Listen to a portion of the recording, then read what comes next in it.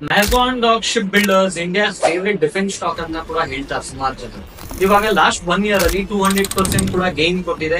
It is a debt free company with a massive order book of 37,500 crores. ಈ ರೀತಿ order book ಕೂಡ ಇದೆ.